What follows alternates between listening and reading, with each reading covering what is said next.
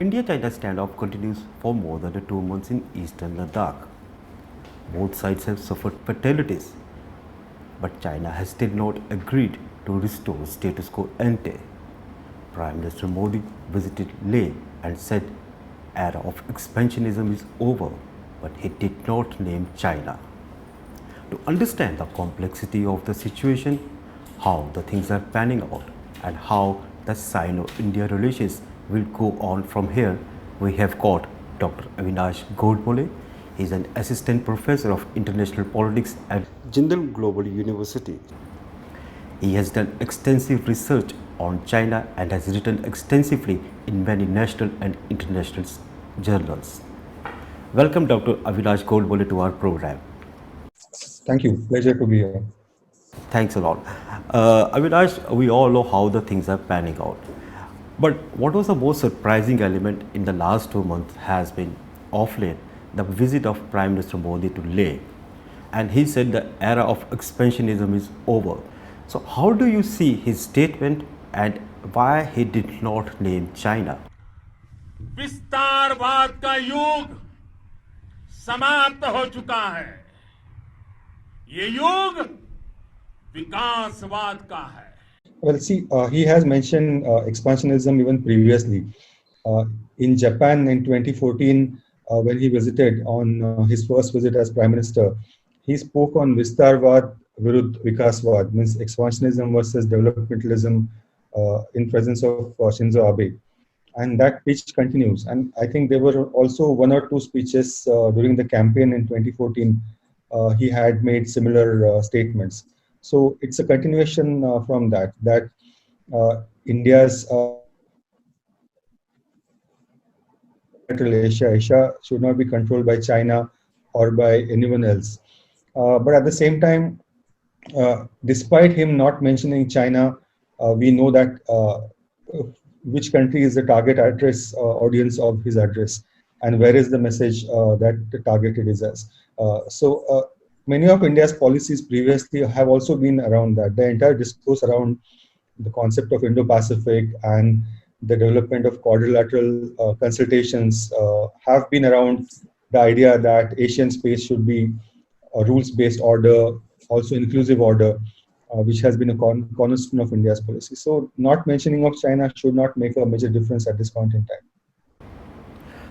Okay, I mean, but why I said this thing, because it has become one of the debating points, especially on social media, that why he did not name China. But as you said, that his message was quite clear to China. But even if as you said earlier, also he talked about expansionism, era of expansionism is over. It's an era of development. विस्तारवाद का समय युग समाप्त है. But even after the 2 months, the China has only hardened its stand. It has not agreed to restore status quo, and not even a hint has been given. So how do you read this as a Chinese expert? How do you read this China position? Galwan has still not crossed the time limit that was crossed in the previous issue in Bhutan that we had. Dokla, we had 71 days. Yes, 71 days plus. So we still are approaching that. But my understanding is it will go on because the summer months is when the infrastructure development happens. That is the time when the more free movement of troops happens. So China is keeping up the posture of trying to control what it wants to have, especially in Pangong Tso, on which we have very little information on what is happening in the core commanders meeting, except that meetings that lasted 10 hours plus, etc.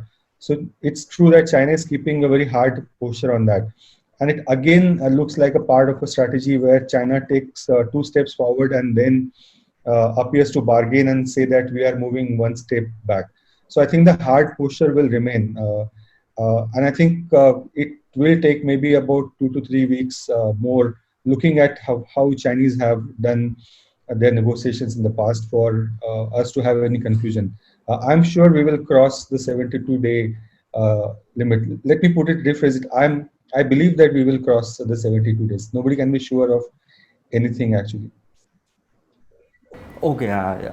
You are right in the sense that nobody can be sure how much time it will take, because the important thing out here in this, unlike Doklam or Despak, the fatalities both sides have suffered.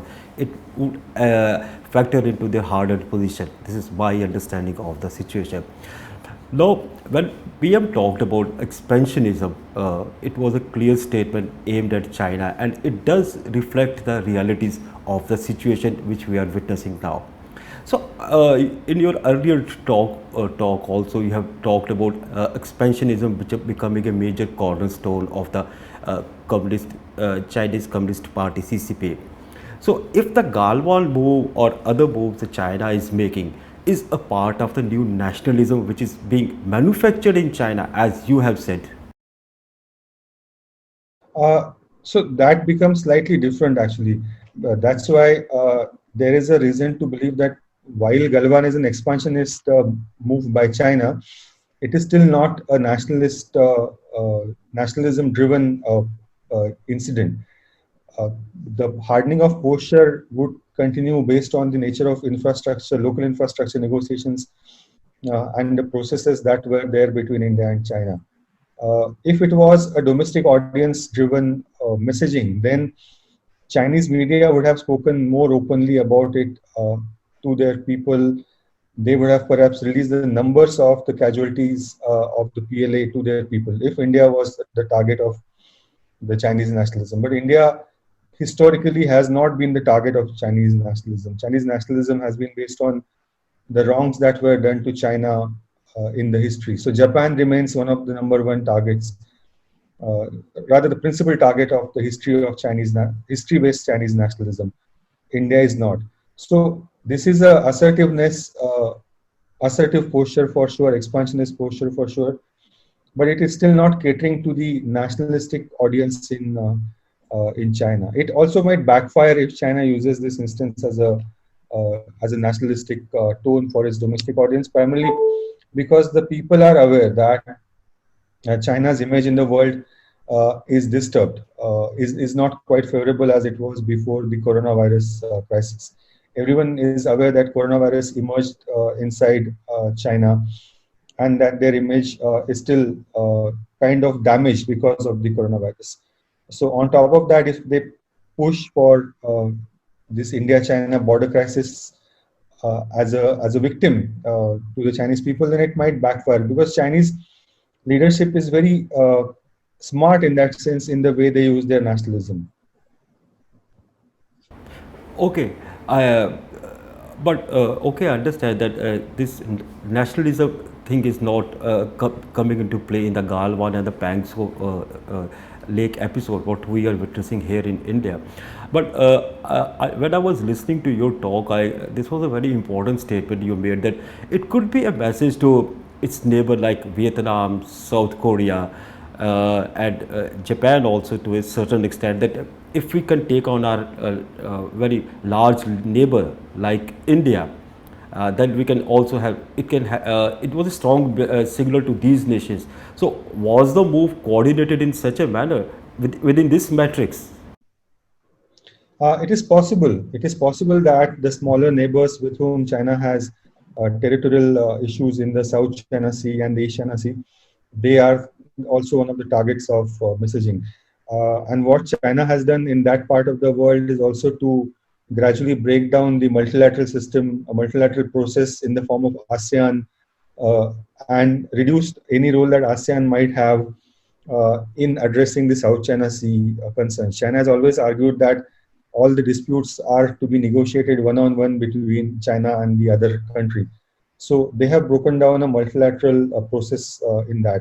And India, China knows that uh, India is one of the major countries, rather the last two countries with which China has a land border based dispute, other being Bhutan. So they continue to argue that India is the only country which is unreasonable in its negotiations, in their messaging. And that's why they are trying to perhaps uh, take the first mover advantage and benefits of the infrastructure development in the region. Okay, but Avinash, there are other things also involved here. What you are stating, that why? But I will just try to understand from you why this incident where fatalities have taken place. India has made the name of 20 martyrs public. The Chinese sides too have suffered fatalities. The U.S. report says about 35 Chinese soldiers died. So why the China is not making the names public? And secondly, why it's toning down the incident in its national discourse? What could be the reason behind it? So one of the first reason for that is that this is the first actually Chinese active loss of soldiers in a war or war-like incident, not war, but an active border incident. Their last actual casualty was a spy plane crash involving China and US way back in 2000, 2001. But that was a single casualty, and then this is a major number. So, like I said, the Chinese are nationalism. Their nationalism is very smartly utilized. If they release the number once again, the pressure will be on them from their own people. That if we have lost more people than the Indian figure, then the pressure becomes on the party to take more harder action. So their bargaining position becomes weaker. Also, we have to understand that Chinese have never actually officially released their figures of casualties. Even in the Vietnam War, it did not happen immediately. It happened eventually through declassified some of the declassified data, or the information came through lateral speeches and discussions that were recorded by diplomats who were in attendance of those meetings of the Chinese premiers, etc. So they are trying to keep it guarded. So they don't want that nationalism to put pressure on them in negotiating situations, actually. And that is the same reason why it again links back to the first question on why Prime Minister Modi did not mention China, because the posturing will be there, the strong posturing, strong messaging is there, but it should not hamper your negotiations, which are, I assume, being done in the borders in Delhi and in Beijing as well. It's being done at multiple levels. So you do not want to make the negotiating position harder by naming the country. Naming and shaming is not going to work with China. Reasonable argumentation and assurances from China and from India is what will work in de-escalation, actually. Okay, Abhilash, but there is another thing involved, what you have stated in quite comprehensively, that naming and shaming China will not work with as far as India is concerned. That could be one of the reasons Modi did not name China publicly. But as far as the figures are concerned, the fatalities have taken place. That cannot be denied, and Chinese military establishment might be knowing better than you and me. So if we take that thing into a key cornerstone and try to understand, once the negotiation will start taking place to restore status quo ante, or whatever the position both sides mutually agreed to, will this figure or the fatalities give India a bit of leverage to further its argument? Because China is not making the names public. I mean, this is how I read the situation.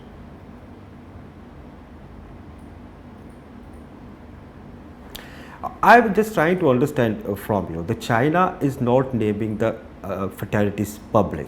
Okay, India has made the names public. So once both sides will try, negotiations are going on, a stage will reach where both sides will agree mutually where we will stand.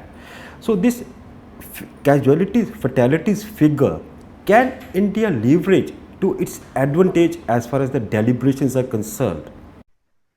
No, India will not do that, because India's position is not about claiming victory in the Galwan hand-to-hand battle that happened between the Indian units and the Chinese units. Our objective is only restoring the status quo of the line of actual control as it was. And then there was a right of Indian army and the Indian forces to move around in that area and not be denied the right to patrol. That is something that India wants to achieve there. So the LAC is not clarified. We both understand that, India understands that, and China understands that. We have our understanding of where the line of actual control is. And we recognize that it can be considered as a disputed territory, but it gives us a right to move in that area up to the fingers that are in the dispute in Pangong Tso region. So the settlement is about that. It's about not creating permanent structures inside your line of actual control perception. It's not about uh, showing off that more of your people have died. So it's not a trade-based negotiation again. It's a reason-based and protocol-based negotiation. We have had a very good protocol-based relation between India and China right since 1993 when the first border-based agreement was signed. India's concern right now is to re-establish those protocols because this hand-to-hand battle happened because the Chinese side did not follow the protocol that it was supposed to have followed after the uh, agreements of the first 10 days of June and as per the protocols that we have had previously. So I don't think India will be using this number of casualties into its negotiating strategy. Okay, let's take the point forward from this Galwan issue to other aspects of our discussions. Expansionism would remain the key cornerstone of our debate because here the things, many things revolve around the Chinese expansionism, what we understand from here. But when PM talked about expansionism and development issue, विस्तारवाद का युग नहीं है. I mean, he used the Hindi word, I am not remembering correctly. But विकासवाद का युग है. But विकासवाद का अगर युग की हम बात करें तो but there is lot of asymmetry as far as India and China is concern. China is way ahead of us. Its GDP is 5 times more than us. Its military power is much ahead of us. So how do the two sides can mutually understand each other's concern? I mean, the China has to be more accommodative. The India has to be realistic in countering China. This is how I read the situation. So how the two sides will sit on a table if we take these factors into account? Well, India has been realistic in understanding China in dealing with China as well. India's China strategy cannot be only military driven, and India does understand that, and that is how it's been going on. There's a bilateral strategy. Also, there's a strategy of engaging with like-minded countries in the neighborhood, and there's a strategy of domestic economic growth. I mean, I recently read a statement somewhere that India's best foreign policy option is 10% economic growth. You can build your foreign policy only when you have financial and other resources, technology, human resource, and growth and export-led economy, etc. So that is, India is aware. I mean, India is not unrealistic about the power disparity between India and China. So that's why on the basis of that, the wars are costly on multiple fronts, not only for India, but also for China. If China wants to be considered as a rising country with a rightful place in the world that it claims on the basis of its history, it cannot do that going outside the rule-based framework, actually. It has to play a meaningful role. If it wants to play a meaningful role in Asia and in the world, it has to be within the rules-based framework. It cannot destroy every rule of the international order, citing as that being hegemonic. It has done that with UNCLOS. It has done that with border negotiations with many countries. It has done that with Nepal on border. It has done that with Bhutan also on the border. And today or yesterday also we heard that there's a re-emerging border dispute between Russia and China, which we had not heard for many, many years in the last 30, 40 years. So China has to be behaving in the basis of rules-based framework. And India is open for such kind of Chinese role. And that is what India will be telling China at all levels of negotiations. Okay, Abhilash, there's another aspect to it. You talked about how the China has to play by the rules, which it's apparently not doing. When we say that this century is of Asian century, in which China, Japan, and India will be the major economies, the top 5 economies of this century. These 5 nations will be, including India and China. But the way the China is behaving, I mean, some say the belligerent China cannot be trusted, and you are saying China has to abide by the rules books. So how do these two things will juxtapose each other. Yes, I think the phrase of Asian century is over. I mean, it's earlier we stopped using it. The faster we stop using it, the better for us. There was a belief around 2005, 2008, that phase, that Asian century is here, and that rise of China, rise of India is something that will guide the process. The Asian century uh, is a difficult century, and our understanding of Asian century and Chinese understanding of Asian century has diverged in the last this period of 10 to 12 years. Chinese have, in the process of Asian century, tried to question the American role in Asia, and if American role in Asia changes, then it puts a lot of pressure on China itself uh, it changes a lot of security equations for China. For example, it changes the China, Japan, South Korea equation, China, South Korea, North Korea equation. So China's push for American exit from Asia is something that India does not push for. That's something Japan does not push for. Uh, that kind of again neo-hegemonic position that China is taking, that's also is dangerous, and that is why I think the idea of Asian century is not going to be working. If at all, we have to popularize a new phrase in this era. It has to be rules-based order in Asia, and that is how we have to push China to behave on many ways. Okay, I will ask another thing also I wanted to understand from you. There's a lot of jingoism which has been going around in India as far as the China is concerned. Some talked about this digital strike. Our union minister, I don't want to name the person, but Ravi Shankar said we have done a digital strike. I mean, my understanding of it was just a symbolic kind of a thing, because China, we're way, I mean, deeply dependent on China. The trade deficit is so phenomenal. Our economy is how sufficiently dependent on China. So how these things will move on from here? Because digital strike is one aspect. Catching up to China is second aspect. The third aspect is to, I mean, match up with China, to match up with China, and for that we need Chinese economy for sure. Yes, so not only the digital strike, the politicized phrase already, let's not get into that. But we also heard that the Maharashtra government suspended negotiations on three of the projects that the Chinese were about to invest in automobile and other sectors in India.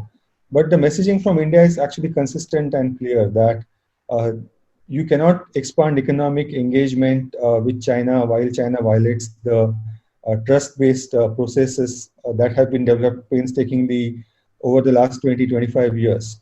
So India cannot continue to give China economic opportunities in the period when China's expansionism hurts India uh, at the same time. So that is where India is willing to take the cost also. I mean, the banning of apps will cost China, but it will also cost somewhat in India.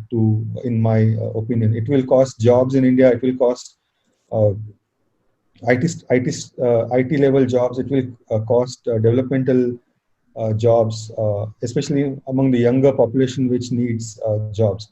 But it's also a message to China. I mean, for 10 years that I have seen India-China discussions and negotiations from the sidelines, not as a participant, but from the sidelines, they have held very hard postures, even on issues like rice imports from India, even on the feed grain imports from India, even on issues like opening up of the pharmaceutical sector of, for the Indian exports. I have seen cases where Chinese nationals who visit India even buy and carry drugs for things like cancer. But when you ask the Chinese in the meetings, why don't you open these sectors? They will tell you some random treaty that they have had with the US, which they apparently try to follow. So we have hit a kind of a wall in these negotiations, and these trade imbalances outcome of that. The third sector is obviously IT and IT enabled services sectors. Except for few companies, many others markets in China. So the messaging is clear that China has to also now play like bargain somewhat. It's not going to be India is not going to be ignoring what happens in the economic sector. At the same time, the security situation worsens because the death of 20 soldiers and officers is unprecedented between India and China relations, and lot of it will change now. Yeah, a lot of it which so I will to wind up this program. One or two things I would just want to understand from you. You said a lot of things will change here from here on. Uh, Last thing I want to understand from you, how do this Galwan issue will change Indo-US relations and also Indo-China relation and China-US relations. If we take Galwan into the centerpiece, how these three equations will change from here on. Okay, let's start with India-China relations first. Let's use the phrase India-China for or Sino-Indian relations for this. For India-China, it will change like a watershed moment, a new paradigm. The previous one being the 2003 agreement signed when Prime Minister Vajpayee signed the comprehensive agreement between India and China. Before that, the watershed was Prime Minister Rajiv Gandhi's visit to China. So this is a new watershed movement, and it's an outcome of the fact that we have had very cyclical relation in the last 10 years between India and China, right? Since 2009-10, when China became the second largest economy in the world and started to behave like a major power. So I think India has lost patience in dealing with China in thinking that economic relations will change the strategic balance between India and China, but that has not happened. I think India will expand its cooperation further with other like-minded countries in Asia.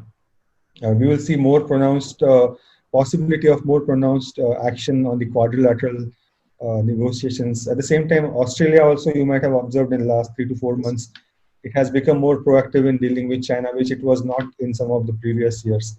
India might expand cooperation with Southeast Asian countries also.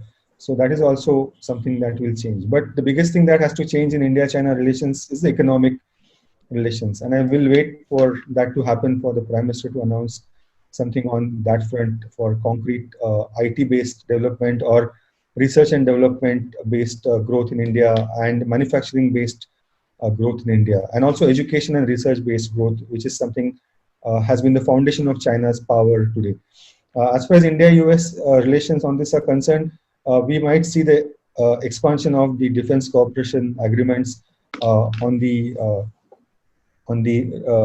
IT-based reconnaissance and triangulation and coordination strategies between services, etc. That form of method, more of intelligence sharing between India and US, but also defense purchases from Russia are being expedited in the recent past, and Russia has responded positively on that. So that will change. US-China relations, I'm not too sure how it affects that directly right now, because it's a messy place right now, the US-China relations, especially the trade issue, especially the coronavirus issue, and especially the US economic status and the elections in the US. You might have observed that US-China language became hardened after the US casualty number crossed 100,000. And the next milestone is also not too far in that case. So how Donald Trump, President Trump behaves in the election year will matter in the US-China relations more than the Galwan developments. Abhilash, I will touched upon a number of issues, but to paucity of the time, we have to wind up this program. In the end, I will just ask you one last thing. You said that Galwan is a watershed moment as far as the Indo-Sino relations are concerned. How we move forward from here, and how we can cooperate with each other, because we both are dependent on each other, while tampering down the antagonism which has popped up between these two nations. The way forward is difficult. The faster China agrees to move back on the presently occupied locations, which the government has also said in many of the statements previously in the recently last 2 weeks now, the faster it will happen. Ahead of that, I think India and China will have to find out ways to negotiate the border situation faster, either in the form of clarification of line of actual control or the form of a final settlement of the border dispute. And both of these have to be political decisions. Now, given that both the countries have strong leaders as presidents and prime ministers, we have to see what is their position to get into such an agreement, whether or not they are willing to undertake political cost in reaching a long-term settlement for the peace on the border between India and China. That is the only way forward.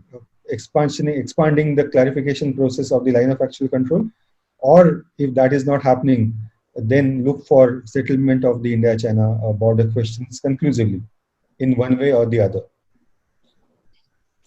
Avinash, thanks a lot. We can only hope that both sides agree, China agrees to restoring status quo ante, and the antagonism which has popped up between the two great nations tampers down, and we move forward. Thanks a lot for your insight into Indo-China relations and how the things are panning out. We'll keep talking to you in future also as far as Indo-China and other international relations are concerned. Thanks a lot for your valuable time. Thank you. My pleasure. Thank you for inviting me for the conversation. Thanks a lot. Thank you.